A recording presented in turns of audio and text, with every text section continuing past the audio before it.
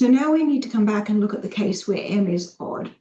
When I was doing that calculation with the even and odd averaging operators, I really did rely on the case that m is even.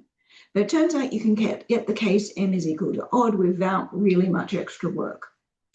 So I'll put aside the case where m is equal to 1. That's a little bit different.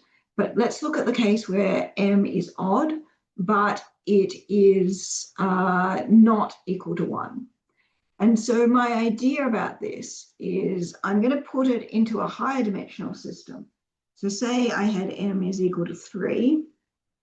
So I have P1, P2, P3. And what I'm going to do is I'm going to throw in some extra operator T4.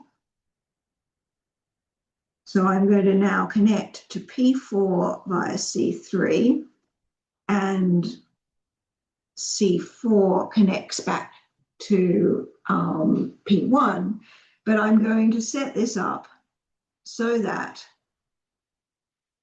PC4 Q, if and only if P is equal to Q. So in terms of the diagram, this bit here, that connection between P4 and P1 collapses. So that diagram then becomes my three-dimensional diagram, P1, P2, P3. So the idea is I really don't have to do any extra work. All I have to do is cook up my T4 so that I can put this into the higher dimensional space. And so that's what's going on here. I'm just cooking up a Tm+1, which has the correct scaling and has the correct relation. Okay, so it has the identity relation associated with it. So this is just cooking it up. And once you cook that up, you find that you do in fact have m+1 now dimensional system, and you have a lower bound, which is given by this thing. Okay, and so this is just following through the numerology. Now, if I substitute that into the even dimensional thing, I get the estimates for odd dimensions. Okay, and so this is just pushing through the algebra for that. Finally, if m is equal to 1, then I actually use a different averaging operator.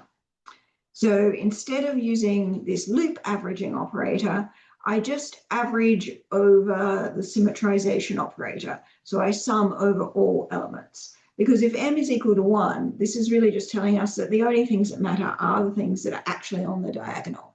So I can just sum over everything. And that's why I get a little bit of a better estimate for the m is equal to 1 system. And it should be noted that this framework for m is equal to 1 is extreme overkill. You could get that estimate much easily.